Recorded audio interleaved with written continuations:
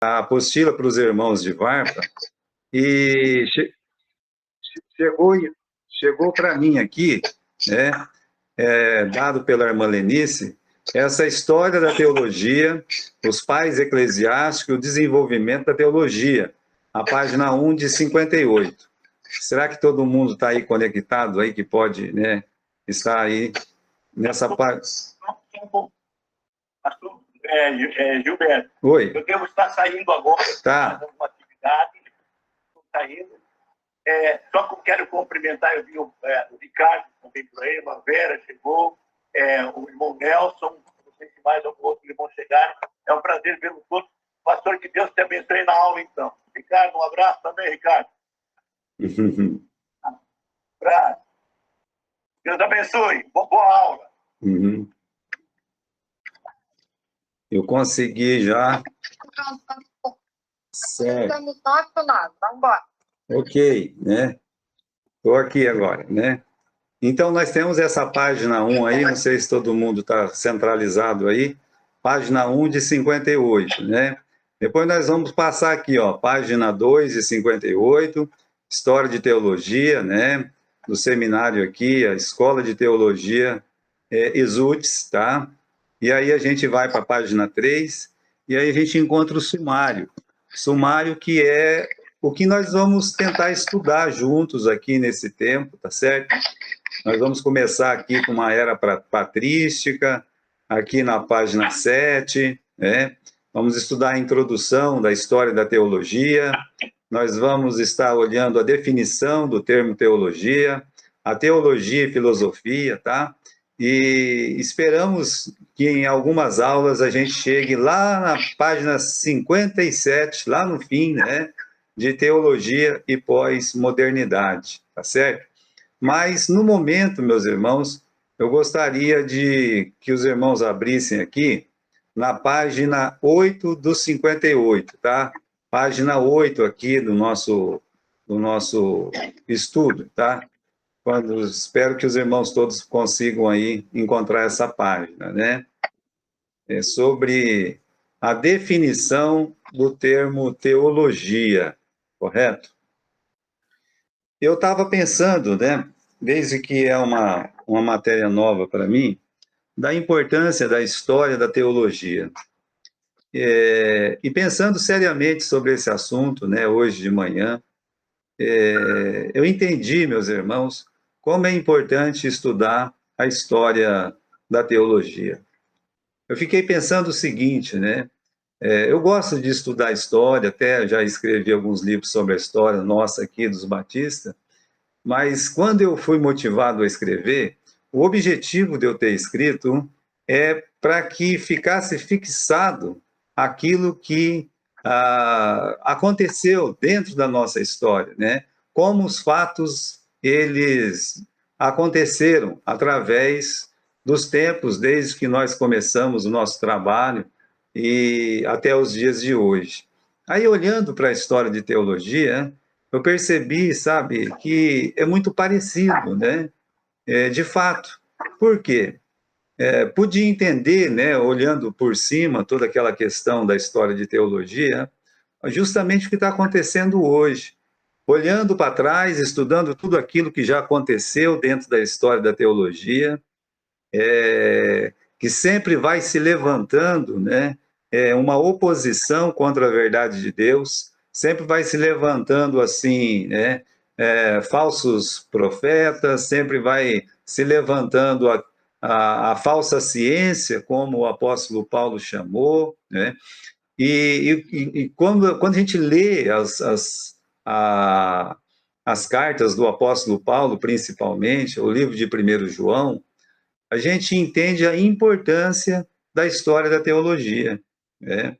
De como todas as heresias que foram aparecendo através do tempo, historicamente elas apareceram e com a graça de Deus, né? Assim a gente pode dizer, com a graça de Deus, a gente foi levando assim, a igreja foi vencendo essas etapas. E agora, meus irmãos, a gente vem com esse termo, né? Já que nós vamos fazer assim, estudar a história da teologia, a gente vai definir esse termo teologia. Eu acho legal, né, a forma como foi colocada aqui nessa apostila. Por quê? Porque ela coloca assim, olha, o termo teologia, do grego teos, significa Deus. Isso nós sabemos. Teu significa Deus. E o logia significa estudo, né? Então, teologia, como é que vai ficar? O estudo sobre Deus. O estudo sobre Deus. E aí, nessa mesma apostila, no segundo parágrafo aqui da definição do termo de teologia, então, a apostila coloca aqui a definição de dois teólogos, e, de fato, meus irmãos, eu acredito que tem tudo a ver com a nossa teologia moderna, aquela que vem de um ramo, né, esse dos romanistas, coisa e tal, como Agostinho, né, ou Barth, que ele tem sido mais usado hoje pelos protestantes. Não quer dizer que ele deu origem à teologia protestante, de jeito nenhum, porque ele está aqui, né, ele é do século XX, praticamente, a teologia dele. Agora, o interessante é o termo que se coloca para os dois, né? Por exemplo, aqui no segundo parágrafo, diz assim, ali no meinho, né? A definição cristã antiga mais conhecida é de Agostinho de Hipona, no século IV, que usa o termo latino teologia como raciocínio ou discussão sobre a deidade. Olha, meus irmãos, como é importante, né, essa definição aqui do Agostinho. Raciocínio ou discussão sobre a deidade. É o homem raciocinando, discutindo sobre Deus. Agora vamos pensar que ele escreveu isso aí, meus irmãos, lá no século IV, tá? E aí nós temos a definição de Barth, né? Que ele fala assim, a teologia, né, como termo, ele fala assim, é um discurso a partir da revelação de Deus. Veja só, você tem duas definições aqui, e quando você olha assim, você pensa, olha, né, parece que não tem diferença nenhuma, mas tem muita diferença. É bem diferente, né? Mas não é diferente de uma forma que possa se contrapor, né? Uma não está indo contra a outra. Quando o Agostinho fala, olha, a teologia é um raciocínio, é uma discussão sobre a deidade, né? Ele está ali, meus irmãos, trabalhando sobre o termo teologia, que ele sempre ouviu. Tem que se lembrar, meus irmãos, que Agostinho ele veio do paganismo, né? E lá dentro do paganismo, esse termo teologia já existia no meio filosófico, correto? Então está certo quando ele coloca assim que é os homens raciocinando, discutindo sobre a deidade. Aí você avança aí 15 séculos, que é a definição de Barth, e ele coloca a teologia de uma forma que nós conhecemos tal qual ela é, o discurso a partir da revelação de Deus. E qual é a revelação de Deus? Nós só temos uma revelação de Deus, que é a Bíblia, que é a palavra de Deus. Então, meus irmãos, para mim, quando nós juntamos essas duas definições, aí nós temos uma definição bem clara do que é teologia. É os homens raciocinando, discutindo sobre Deus, mas raciocinando e discutindo sobre Deus, né? A partir do quê? Correto? Vamos estudar sobre Deus, mas vamos estudar sobre Deus com base em quê? Qual que é o alicerce? Né? Qual que é o fundamento para a gente poder estudar a teologia? E aí, quando nós juntamos, queridos irmãos, quando nós juntamos os dois, eu acho que o homem mesmo, ele deve raciocinar, deve discutir, né? Só que ele tem que ter um chão, ele tem que ter um lugar aonde ele vai discutir esse assunto. Então, veja, quando nós colocamos discurso a partir da revelação de Deus, a partir da palavra de Deus, então a teologia, aqui para nós que somos os cristãos, teologia é uma discussão, é um discurso a partir daquilo que Deus revelou de si mesmo na sua palavra. Nós, meus irmãos, nós não temos espaço para discutir Deus fora da palavra de Deus. Tudo que nós precisamos saber sobre Deus já está descrito na sua palavra, a Bíblia. A Bíblia ela tem um começo, ela começa com Deus. No princípio, Deus. Veja só, se ficasse só essa frase aqui, já seria suficiente, né? No começo, no princípio, Deus. O que Deus? Deus criou os céus e a terra. Mas a Bíblia também termina com Deus, quando está clamando lá, ora vem Senhor Jesus, Maranata, é assim que termina a Bíblia. Então a palavra de Deus, ela tem um começo, ela tem um fim. Nós não somos autorizados a acrescentar e nem tirar nada da palavra de Deus. Então tudo que nós temos que discutir sobre Deus deve ser discutido a partir da palavra dele, dentro da Bíblia, E aqui, meus irmãos, nós pulamos para o próximo assunto. Qual que seria o próximo assunto? Aí na página 8, você tem assim, a teologia e a filosofia. Então é impossível falarmos de teologia e não falarmos de filosofia, pois a origem do termo teologia nos leva à Grécia Antiga e se notabiliza nos escritos de Platão. Tá certo, Platão ele influenciou muito o Agostinho em alguns pontos, só que é o seguinte, meus irmãos, como é que eu vejo essa junção de teologia e filosofia? Se a gente pode dizer e afirmar com toda a verdade, olha, o termo filosofia, ela vem da escola grega. Não, eu concordo, claro, porque a própria palavra, teologia é a junção de duas palavras gregas, teo, que quer dizer Deus, e logia, que quer dizer estudo. Não, quanto a isso, tudo bem. É como a gente falar assim, olha, da onde vem o termo, cardiologia. Ah, bom, esse termo cardiologia é um termo grego, Cardio quer dizer coração, e logia é estudo, então as pessoas que estudam o coração, Então você vai vendo aí que o termo por si, a gente respeita essa origem, correto? E quando a gente fala assim, mas e a teologia dos gregos? Aí, pense bem, meus irmãos, que estudos sobre Deus poderiam ter os pagãos? Só vamos pensar um pouquinho, Vamos pensar, vamos refletir, que estudo poderia ter os pagãos sobre Deus? Porque se a gente pensar que a Bíblia eles não tinham, a palavra de Deus eles não tinham, correto? Eles tinham o que então? Bom, nós sabemos que aqui o panteão, o que é o panteão?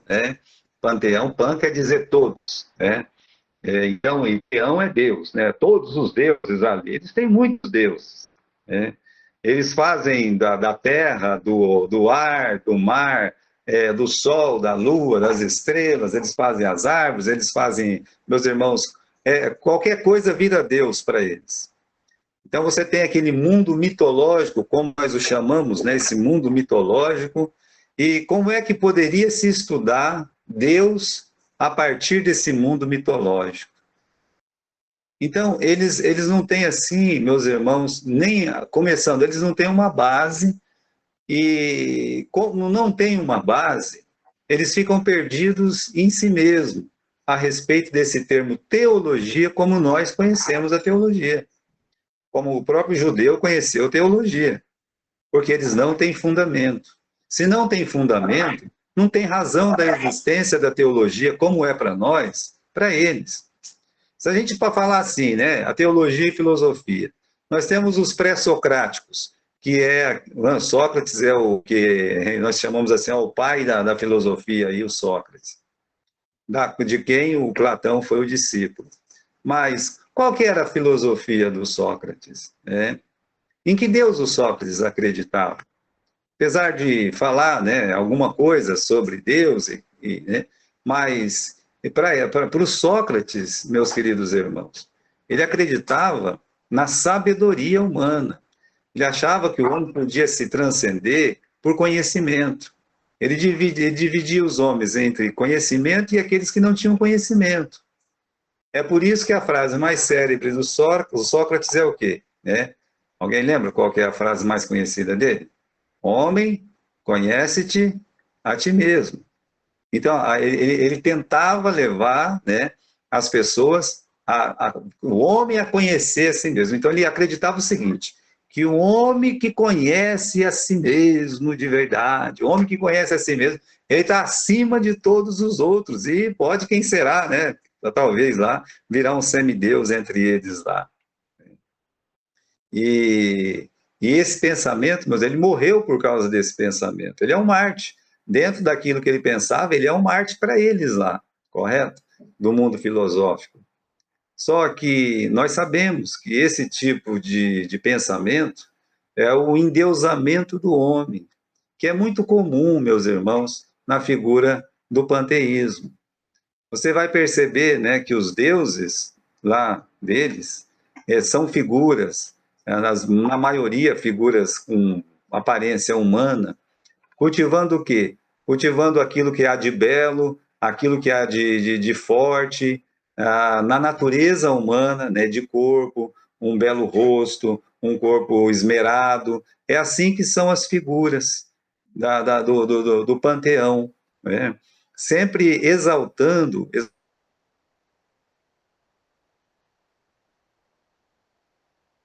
Exaltando o homem. Assim. Então, em teologia e filosofia, nós podemos dizer assim, os filósofos, teologia e verdade, eles nunca tiveram. Nem o Sócrates, nem o Platão, nem o Aristóteles, nenhum deles. Eles não podem falar de teologia. E seria perca de tempo, meus irmãos, a gente falar deles, falar de Deus a respeito deles, do que eles pensavam. Por quê? Porque eles não tinham a base, né?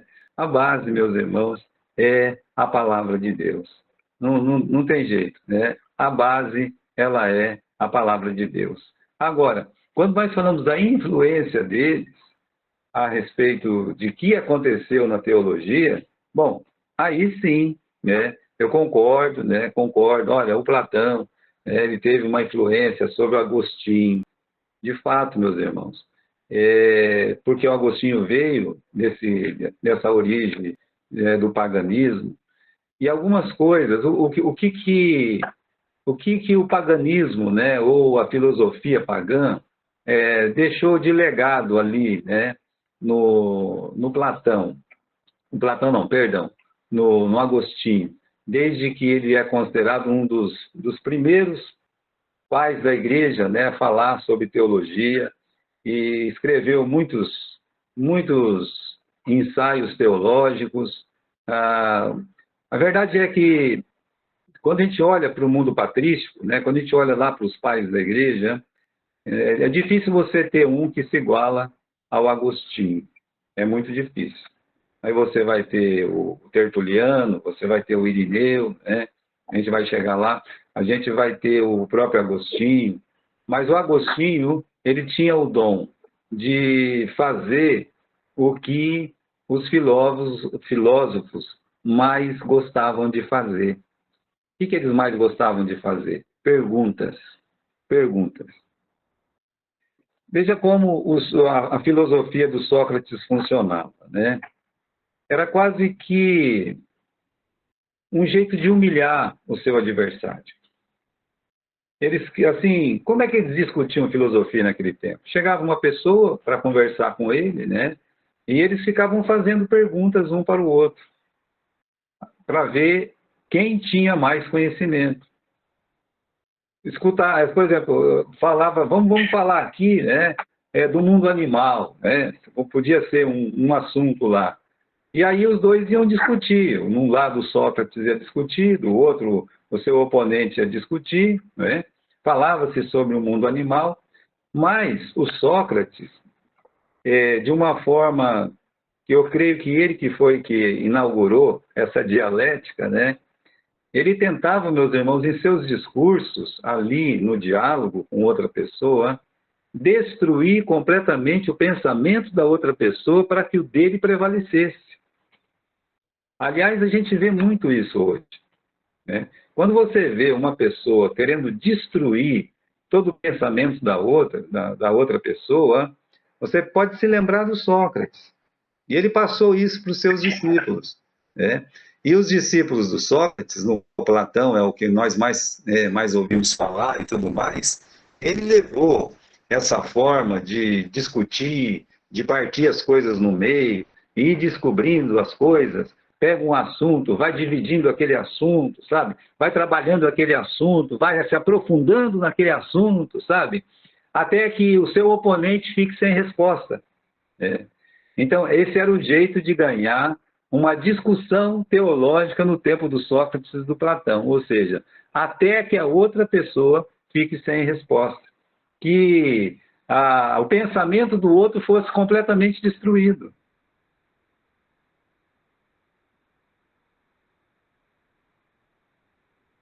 Que essa forma, ela... pastor, mas é errado fazer isso. Bem, depende de como nós usamos isso, irmãos. Jesus, às vezes, ele usava essa forma de discussão, mas ele usava essa forma de discussão num amor muito profundo, muito profundo. Quando as pessoas chegavam nele, por exemplo, vamos pegar um exemplo, chegou aquela mulher pecadora, aquela mulher pecadora, e todos aqueles homens arrastaram aquela mulher pelos cabelos, jogou lá na frente dele, e jogou, meus irmãos, uma bomba na mão do nosso Senhor Jesus. Aqui, mestre, esta mulher foi pega em pleno ato adulterando, e na lei ela manda que ela seja apedrejada, E tu o que dizes? Veja só, Jesus não queria matar ninguém, não é verdade? Ele não veio para matar, ele veio para dar vida. E eles são todos teólogos ali, correto? Aqueles homens são teólogos, mas o Senhor Jesus, ele é o próprio Deus. Então, o que ele faz? Foi ele que escreveu a palavra, correto? Foi ele que escreveu a palavra. Mas aí, ele olha para o coração dos homens e vê que aquilo ali é uma raiva, é uma mulher que está sem o homem do lado, deveria ter trazido os dois, só trouxeram ela, Você tem um machismo aí, você tem aquele pensamento de ódio profundo, querendo pegar Jesus e dizer assim, olha, lá na lei é para apedrejar, Jesus podia dizer assim, apedreja apenas. Ele não estaria errado, estaria concordando com a palavra de Deus, Só que estaria sustentando aquela raiva, aquele ódio, sabe, que tinha dentro do coração daqueles homens. Isso não é uma coisa boa, Então, Jesus precisava ajudar aquela mulher, mas também precisava combater, meus irmãos, o ódio dentro do coração daqueles homens, ajudando eles também. E é por isso que o Senhor Jesus, ele não fala uma palavra para destruir, envergonhar e humilhar o ser humano. Ele nunca fez isso.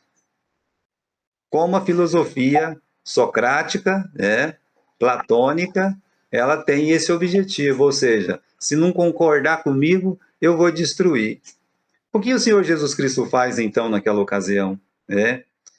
Ele pega, ele começa a escrever lá no chão, e os melhores estudiosos da Bíblia que eu já ouvi, dizem que Jesus estava escrevendo talvez os 10 mandamentos lá, Mas Jesus, ele olha para eles e diz, olha, quem não tem pecado, atire a primeira pedra.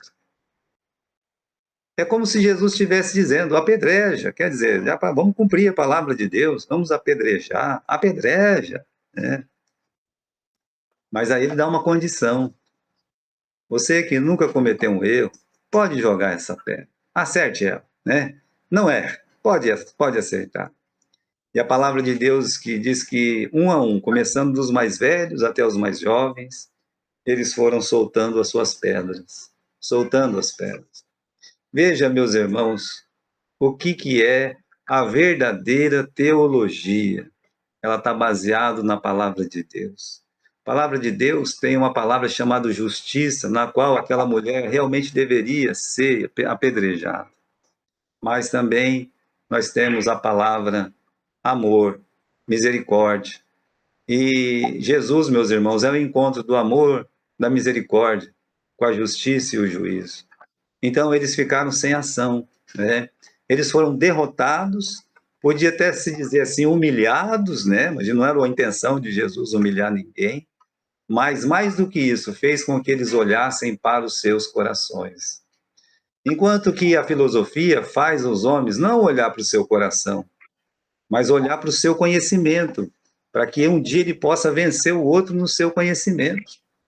É por isso, meus irmãos, que Paulo, quando ele combate muita coisa nas suas cartas, por exemplo, combatendo o gnosticismo, que é essa lei de conhecimento filosófico dentro da igreja, quando ele combate, ele fala, né? Ele fala assim, aquele que pensa que sabe alguma coisa, ainda não sabe como convém saber. Então, falando de teologia e filosofia, veja só, né?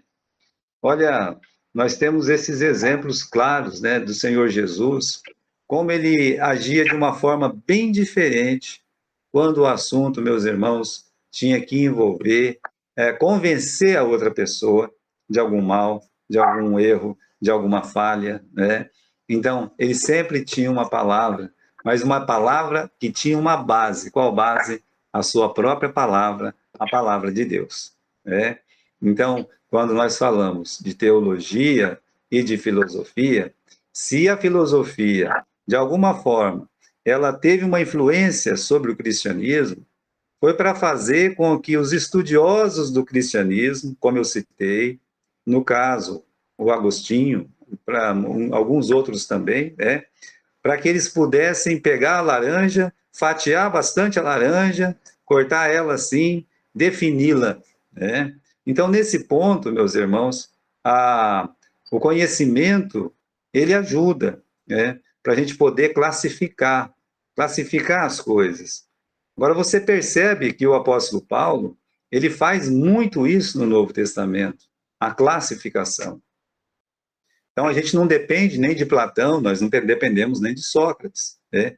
Se você olhar as cartas de Paulo, que a teologia dele é uma teologia em que ele fatia muitos assuntos, e ele trata de muitos assuntos, né? Então, a gente pode pensar o seguinte, né? Que o que se diz é que, olha, houve essa influência da filosofia grega, porque o Agostinho era muito influenciado por Platão e tal. Não. Eu acredito que essas pessoas ainda não leram exatamente as coisas que o Agostinho ele escreveu, né? A gente não concorda com tudo que o Agostinho escreveu, tá? Eu, pessoalmente, tenho minhas reservas. A questão é, as coisas que ele escreveu, você vê mais a cara do Paulo do que qualquer filósofo, né? Ele foi uma pessoa que estudava muito as passagens que o apóstolo Paulo ele deixou, né? Ele estudava muito a Bíblia, muito a palavra de Deus.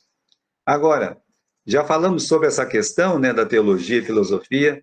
Acredito, meus irmãos, que esse pensamento de Platão e a filosofia grega também, né, ela foi mencionada aqui nesses nossos pontos, tá certo? Agora eu queria entrar num outro assunto, né?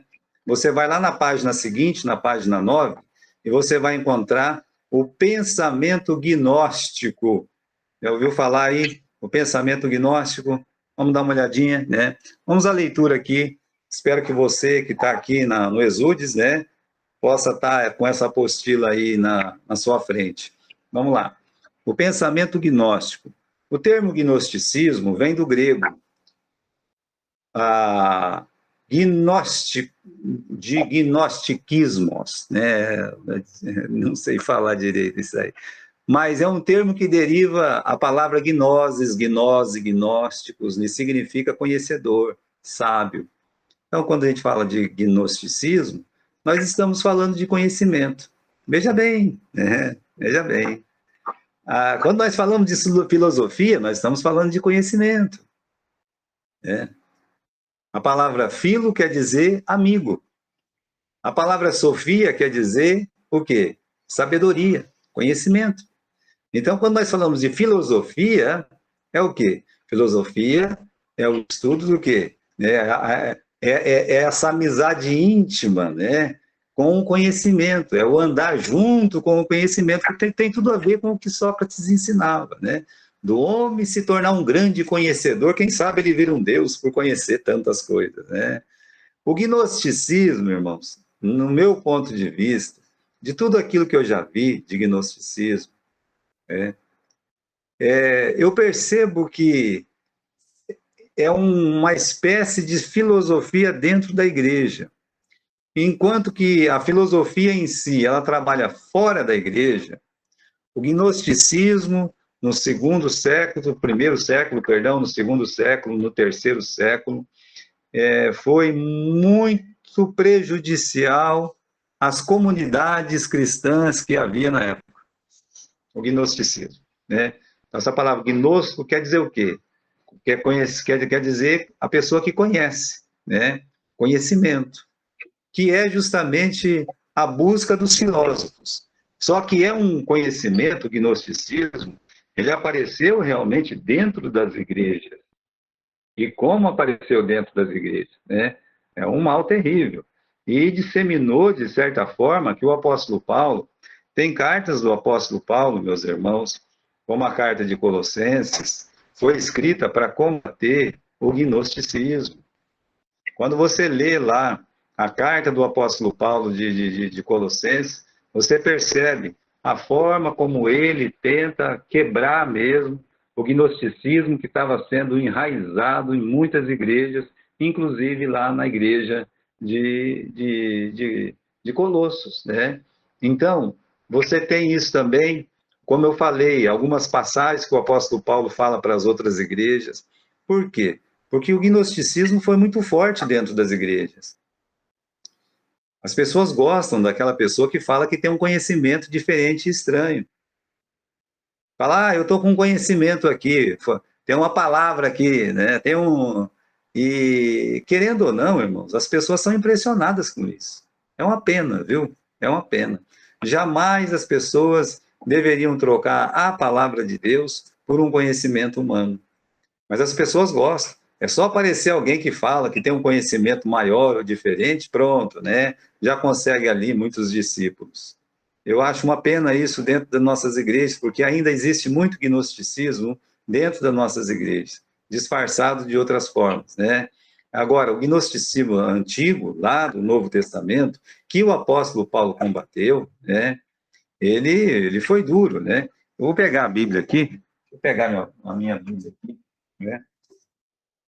Deixa eu... Se os irmãos quiserem pegar a Bíblia aí também, tá certo?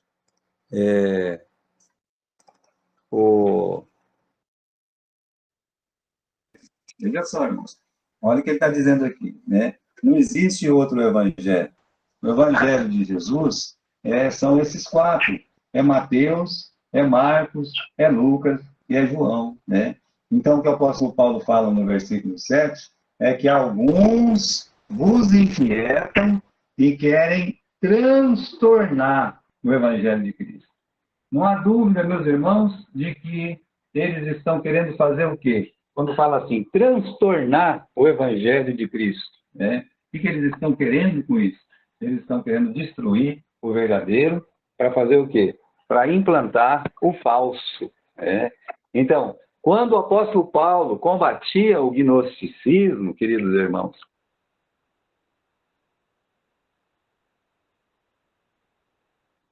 ele estava combatendo aquelas pessoas que estavam implantando livros apócrifos dentro da igreja.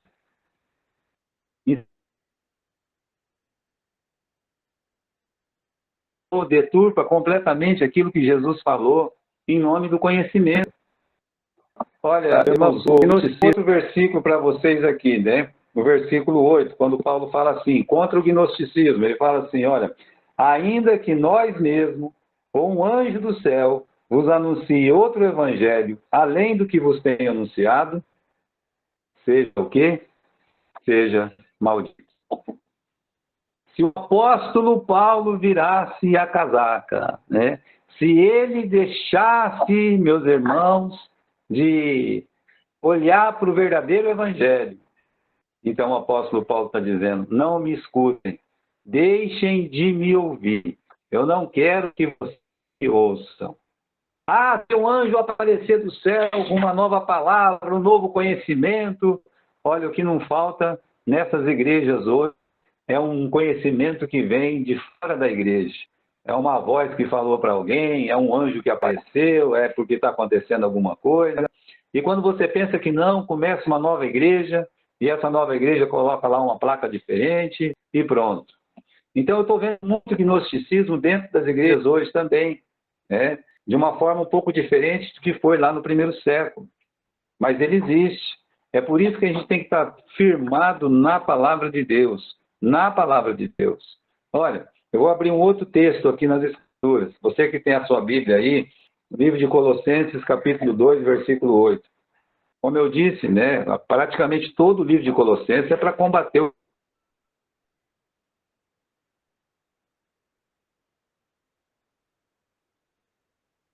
gnosticismo.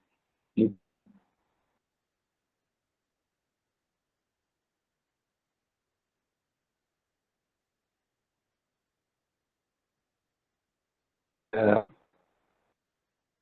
capítulo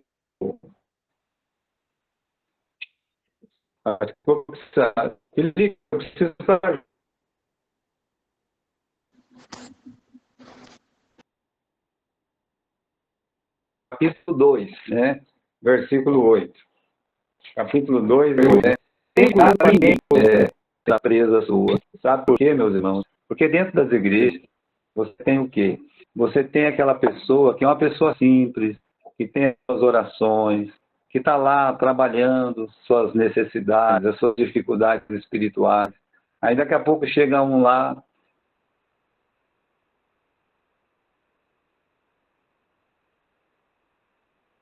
que tem um conhecimento de algum assunto, alguma coisa, e vai tomando o seu espaço, a sua grandeza dentro da igreja, para ter pessoas, meu,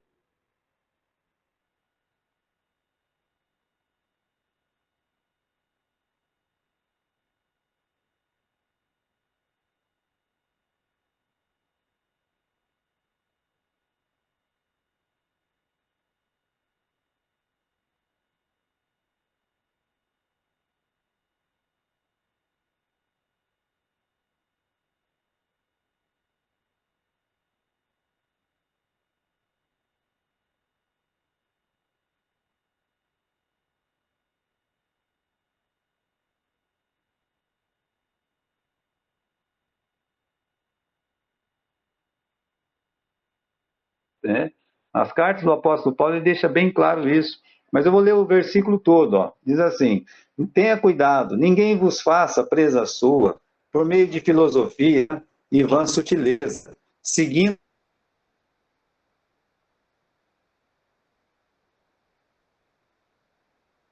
a tradição dos homens, segundo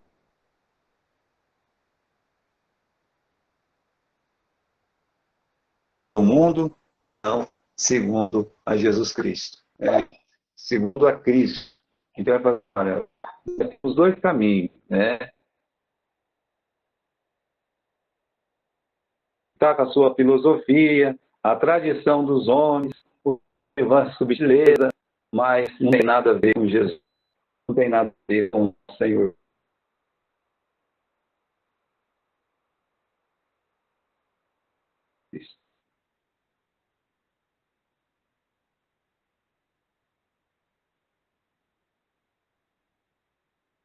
Por isso, queridos irmãos, quando nós falamos assim, gnosticismo lá atrás, vamos voltar na nossa apostila, né? Voltemos para a apostila.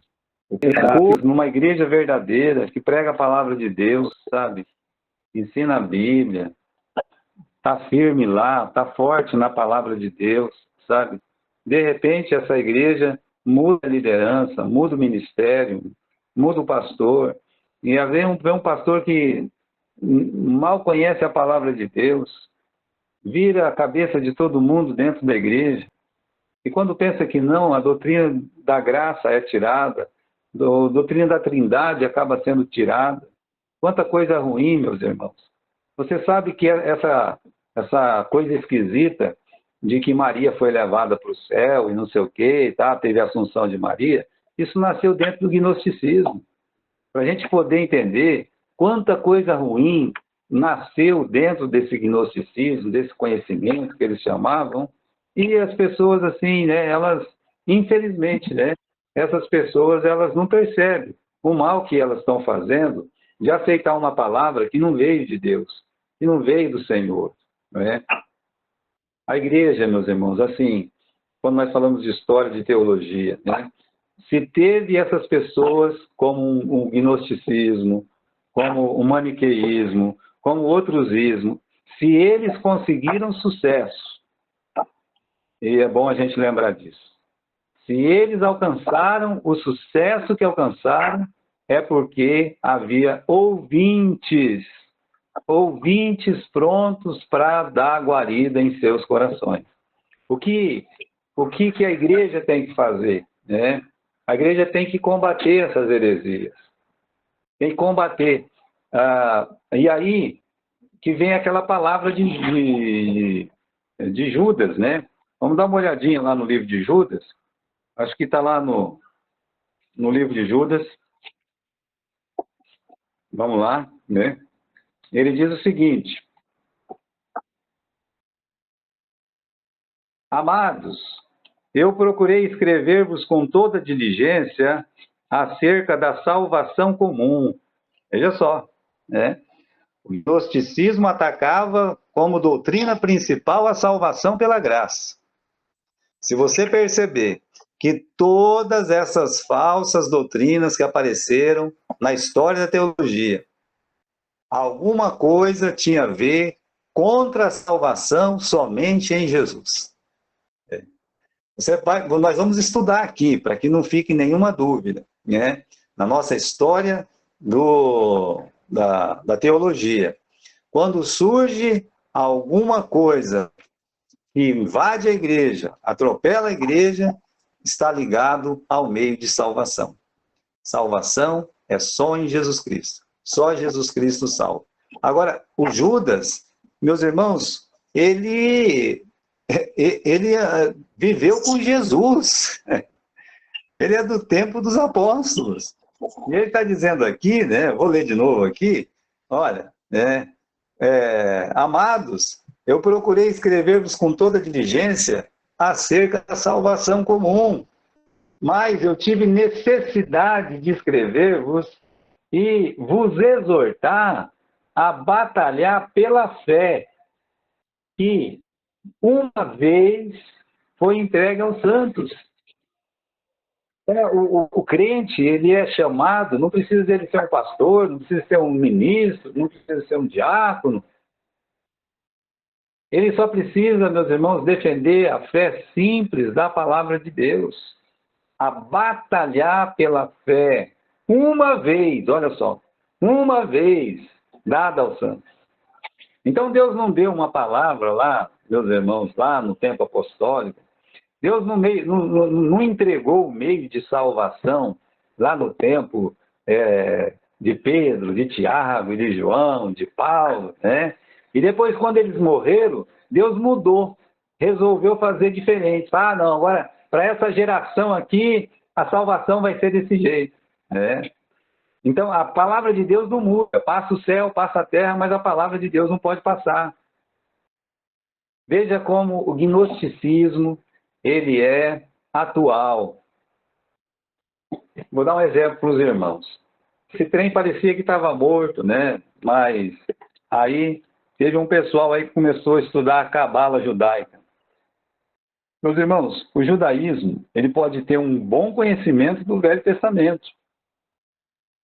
O maior teólogo judeu, ele só pode ter um conhecimento no Velho Testamento. Vou citar um exemplo. O Gamaliel. O Gamaliel, ele foi o quê? Ele foi o pai, né, na fé judaica do apóstolo Paulo. E o Paulo diz, eu fui ensinado aos pés de Gamaliel. Bom, o apóstolo Paulo aprendeu a lei com ele. Aprendeu a ser um bom fariseu com ele, né? Mas vocês lembram que o apóstolo Paulo disse lá em Filipenses capítulo 3?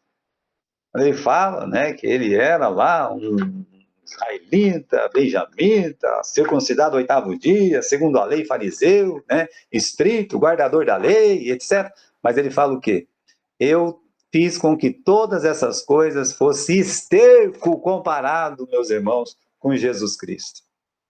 Então, uma vez eu vi, né, numa mensagem, uma exaltação ao Gamaliel. E se você pegar os estudos dos judeus, eles também exaltam o Gamaliel. O Gamaliel foi um grande mestre lá no judaísmo, de fato. Ah, porque o Gamaliel diz que isso aí foi uma coisa de Deus, vai prevalecer. Calma lá, também não é assim, não. Não é desse jeito. Se não for de Deus, vai acabar, perdão, né? As coisas não é desse jeito. Tem coisa que não é de Deus e ainda não acabou, entendeu? Não é porque não é de Deus que vai acabar amanhã. Pelo contrário, às vezes a semente do mal, meus irmãos, só vai ser tirada, como a palavra de Deus ensina, né? Só vai ser tirada no fim. Quando foi plantado o trigo e o inimigo, porque os crentes dormem, o inimigo planta o joio. Se o crente dormir dentro da igreja, o gnosticismo entra, aí ele planta o joio. Ah, então vamos arrancar o joio. Qual que foi a ordem? Não, deixa, né? Deixa, pode deixar, para que não se arranque também o trigo. Então, olha, o Judas está falando, lutem pela fé, lutem pela palavra, lutem pela fé que uma vez foi dada pelos santos. Esse gnosticismo, a gente tem visto agora que um grupo de cristãos que já era tudo atravessado da pá virada, começou a estudar a cabala judaica, e hoje nós temos um novo gnosticismo. Eu confesso para vocês que eu não tenho medo nenhum do novo gnosticismo. Eu tenho medo do velho gnosticismo. Daqueles que olham para a doutrina da salvação e dizem que não é só por Jesus que uma alma pode ser salva. Eu tenho medo do novo gnosticismo, daqueles pastores midiáticos, né, que escancaram a porta do céu de um jeito que a palavra de Deus, ela nunca mostrou, né? A palavra de Deus diz que a estreita é a porta, né?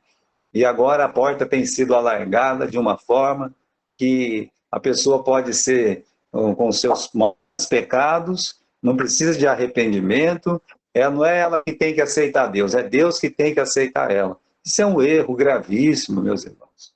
Isso é um gnosticismo, sabe?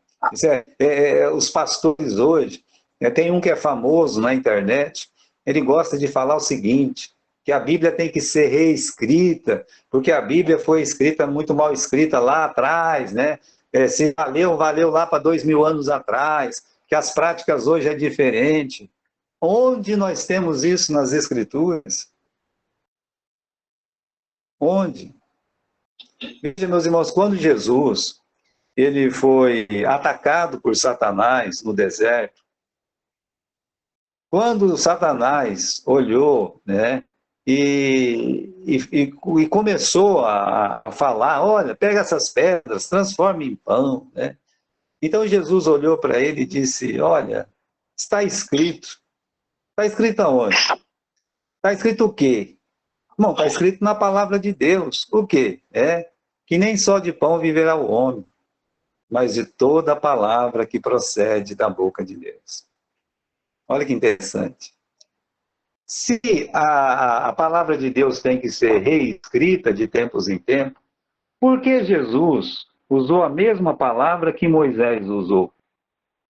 1400 anos antes de Cristo citar essa frase para Satanás. Por que Jesus, então, não contemporaneizou a Bíblia ali? Por que Jesus não fez isso? Porque hoje, meus irmãos, nós temos que mudar a palavra de Deus, nós temos que fazer as coisas do jeito que os homens gostam, do jeito que os homens querem. Não é isso senão o gnosticismo dentro das nossas igrejas? Para mim é. Por quê? Porque se levantam pastores, como eu disse hoje, a mídia está trazendo isso de uma forma invasora, né? Poderosa, por que não dizer, né? E aí as pessoas, em vez de ir no culto, não vai no culto, fica assistindo o culto pela internet, não sabe nem qual pastor que ela vai assistir, assiste todos os membros da sua igreja, e aí então, é plantado na sua cabeça uma semente aí que sabe de onde foi tirada aquela semente. Isso é um horror, meus irmãos. Então, eu tenho visto assim, né, de nosso estudo hoje, quando nós falamos um pouco da filosofia, eu não tenho medo da filosofia, porque a filosofia está fora da igreja. Eu não tenho medo do novo gnosticismo, porque eles estão abrindo suas próprias igrejas, correto? Então, agora o gnosticismo, ele abre a sua própria igreja. Antes, eles entravam dentro do cristianismo. Esse é o gnosticismo que eu temo, que eu tenho medo. Quando a liderança cristã moderna, ela sucumbe ao conhecimento humano, né? Da filosofia, da antropologia, o engrandecimento dos homens. Nós estamos vendo isso. O gnosticismo, ele vai entrando, uma sutileza. O apóstolo Paulo, ele foi muito feliz quando ele falou assim, a forma sutil. Veja só, essa é a palavra que ele usa lá, sutil, né? A não ser presa deles, de suas sutilezas. Por quê? Porque Satanás, ele sabe como convencer aquelas pessoas que a mente está assim, peneirando tudo, peneirando não, né? Está absorvendo um monte de coisa ao mesmo tempo, menos a palavra de Deus. Né? Então, o meu conselho, assim, como uma pessoa que gosta de ler a palavra de Deus, e que sei que vocês gostam de ler a palavra de Deus também, o meu conselho é que vocês se afastem de tudo aquilo que te afasta da verdadeira palavra de Deus. Que você possa usar o exemplo de Jesus. Sempre que Jesus podia, ele usava a palavra. E ele usava a palavra, assim, literal, sabe? Não era, meus irmãos, uma palavra alegórica, essas coisas. Era literal, sempre assim. Uma coisa interessante, né? Quando as pessoas chegavam para falar para Jesus, Senhor, o que o senhor entende aqui dessa palavra, né? Ele falava assim, o que é que está escrito, como é que você lê, né? Ele não disse, como é que você interpreta, tá? Tem tradução hoje da Bíblia que fala isso, né? Como é que você interpreta? Mas no original não está escrito interpreta, está escrito assim, como é que você lê, né? Olha o incentivo de Jesus para aquelas pessoas, quando tem alguma dúvida a respeito de algum assunto, para que não seja vencido pelo gnosticismo. Olha como é bom se a pessoa fazer o quê? Se a pessoa pegar e ler, simplesmente leia a palavra de Deus, né? Então, meus irmãos, pulando aí, nós estamos na página 9 ainda, né? O cristianismo e a sua relação com a filosofia grega, né? Vamos dar uma olhada aqui, né? Vamos ver se a gente encontra alguma coisa boa, né, nessa relação. Vamos lá. Está muito bem escrito aqui nessa apostila. Quando admitimos a influência da filosofia grega na religião cristã, em momento algum sugerimos que a essência do cristianismo seja, de algum modo, devedora de uma cosmovisão meramente filosófica. Por isso que eu gostei, né, do que está escrito nessa apostila, porque nós não somos devedores nenhum, né, dessa filosofia especulativa, cujas bases advêm de uma mitologia que inspirou as práticas das religiões pagãs, gregas e romanas, como foi o caso da filosofia grega. Ao contrário, afirmamos que a revelação de Deus, registrada em sua palavra, é a responsável para descortinar dos conceitos mitológicos que deram origem à própria filosofia grega. Mas é preciso entender, no entanto, que a visão de mundo platônica dualista contribuiu sobremaneira para uma melhor compreensão de realidades metafísicas que o universo hebreu ainda não tinha se dado conta. Os gregos, tanto quanto no seu idioma, quanto a sua estrutura de pensamento, possibilitaram aos teólogos cristãos acesso a um ferramental teórico que os fizesse mais capazes de captar aspectos da revelação de Deus que o mundo hebreu não estava apto a acessar. É aquilo que eu falei para vocês lá no começo, né? Qual que é a grande contribuição, né? A contribuição é que os gregos, né? Eles, por exemplo, eles eles sabiam quebrar, né? Cortar a laranja e definir as partes da laranja, correto? E não que os hebreus não fizessem isso, é que a forma deles tratar as coisas era um pouco diferente. Então, por isso Deus permitiu até que o Novo Testamento fosse escrito em grego e não em hebraico, né? Porque Deus tem esse plano de salvação para o mundo inteiro.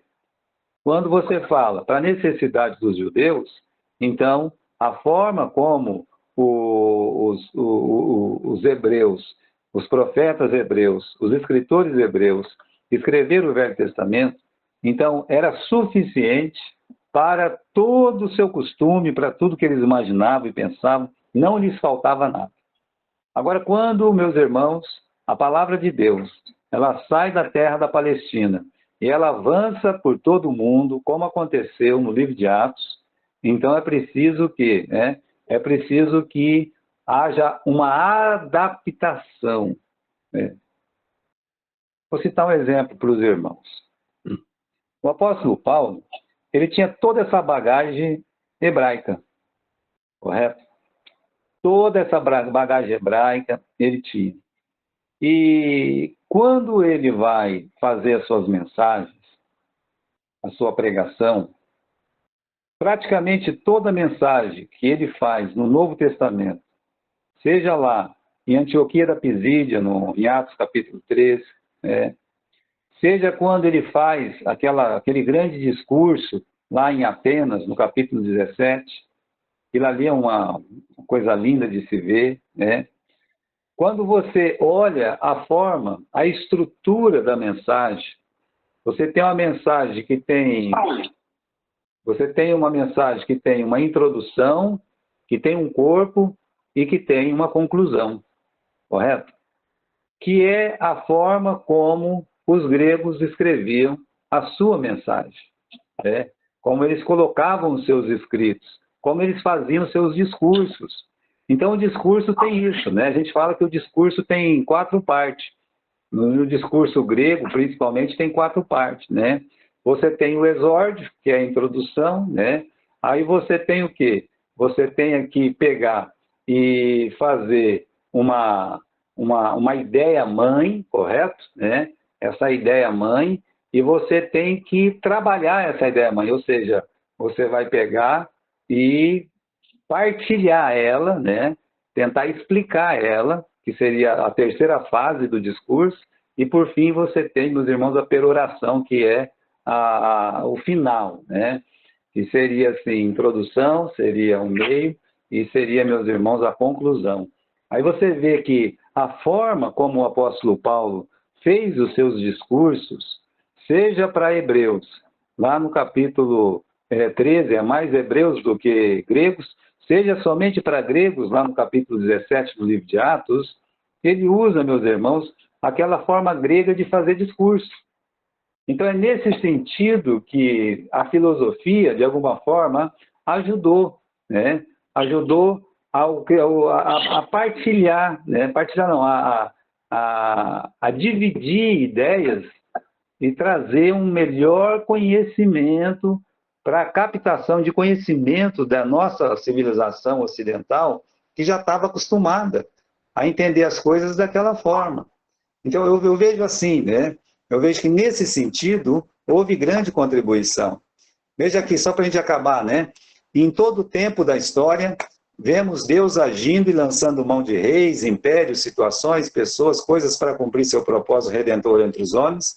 E, dessa forma, o mundo grego foi um instrumento de Deus para a melhor captação e disseminação da verdade do Evangelho de Cristo. Né? Então, aí eu concordo, né, plenamente, não há dúvida disso aí. Né? Veja que ficou muito bem claro aqui na nossa apostila, você pode ficar com ela, né, porque é muito preciosa essa apostila, nesse sentido, né, de mostrar que nós não somos devedores da filosofia grega para explicar Deus. Né? Os métodos assim, de discurso, métodos de escrita, então aí sim, eles vêm nos favorecer, para quê? Para que dessa forma, como está dizendo aqui, né, o mundo grego foi instrumento de Deus para melhor captação e disseminação da verdade do Evangelho de Cristo, né? Quando nós temos nesse nosso assunto, né, o cristianismo judaizante, tá certo? Eu disse para vocês, eu acho que nós falamos um pouco sobre isso, né, que eu considero a teologia judaica, ela não completa, ela não é mentirosa, ela é verdadeira, mas ela não é completa. Você pode contar uma verdade, mesmo que ela não seja completa. Você pode ser omisso. Os judeus, eles têm uma teologia que falta Jesus. Então, se falta Jesus, a teologia deles é veterotestamentária e não pode trazer uma contribuição para a igreja do nosso Senhor Jesus Cristo, como a teologia, meus irmãos, dos cristãos. Às vezes nós podemos até, quero entender um pouco do personagem lá do Abraão, eu quero entender um pouco do personagem lá, né, do Davi. Eu aqui em casa eu tenho livros, né? Eu tenho livros escritos por judeus para poder tentar entender a mente dos judeus na época lá, quando viveu Abraão, Isaac, Jacó, né, Moisés, etc. Eu posso até buscar dentro da teologia deles algum conhecimento para entender o personagem do Velho Testamento, né? Eu acho que isso é válido. Mas a gente tentar entender o cristianismo dentro da teologia judaica não é uma coisa boa, né? Não tem jeito. Eles não conseguem. Por quê? Porque não estão pautados em toda a verdade. Lembra que o salmista ele escreve uma frase, né? Uma palavra muito preciosa, né? O salmista, ele... Deixa eu tentar encontrar aqui o salmo, né? O salmo... A soma da tua palavra é a verdade. Não sei se os irmãos já viram esse versículo aí, né? A soma da tua palavra é a verdade. Deixa eu ver se eu encontro. É Salmo 119, 160. Vocês conseguem encontrar aí esse texto aí, né? Salmo 119 e versículo 160. Diz assim... Salmo 119, versículo 160. Aqui, meus irmãos, eu não estou usando a versão atualizada porque eu não gosto, né? Eu não gosto também de usar a NVI e essas outras coisas. Mas na João Ferreira de Almeida, né? A João Ferreira de Almeida atualizada também traz assim, né? Apesar disso. Diz assim: a soma da tua palavra é a verdade. A soma, né? Então, quando fala que a soma da palavra de Deus é a verdade, se alguém perguntar o que é a verdade é Deus e a sua palavra. É isso que a gente aprende em teologia sistemática. O que é a verdade? A verdade é Deus e a sua palavra, né? Mas olha o que o salmista está dizendo, que a soma da tua palavra, você tem que somar Gênesis com Êxodo. Você tem que somar Gênesis, Êxodo e Levítico. Você não pode só somar Gênesis e Levítico e esquecer do Êxodo. Correto? Aí você vai somar todos os 39 livros do Velho Testamento. Você não pode pular nenhum. Eu não gosto do livro de Ruth. Não, você tem que somar ele também, né? Eu não gosto do livro de Cantares porque tem umas coisas lá esquisitas que a gente vai ler. Não, você tem que colocar o livro de Cantares, certo? Você não pode pular nenhum. Só que você tem que somar os 39 com os 27 para dar 66. Não tem jeito de você ter 65 ou 64 ou só os 39. A teologia judaica só tem 39. A teologia, meus irmãos, bíblica, verdadeira, ela tem 66. Ela soma toda essa palavra. Não tem jeito da gente dividir. Fala assim, não, eu não quero essa aqui. Não, né? Aí, veja o final do versículo 160, né? E cada uma das suas justas ordenanças, ou seja, cada uma das suas palavras, né? Cada um dos seus escritos, ó Senhor, duram eternamente, ou seja, dura para sempre. Meus queridos irmãos, né? Então, é sobre isso que nós vamos estudar dentro da história de teologia. Nós vamos sempre pautar pela verdade, tá? É claro que nós vamos chegar nesses pontos, né? Eu sei que alguns irmãos vão discordar em algum ponto, alguma coisa. Depois nós vamos poder trocar nossas informações, correto? E essa foi a aula de hoje, tá? Essa é a nossa aula.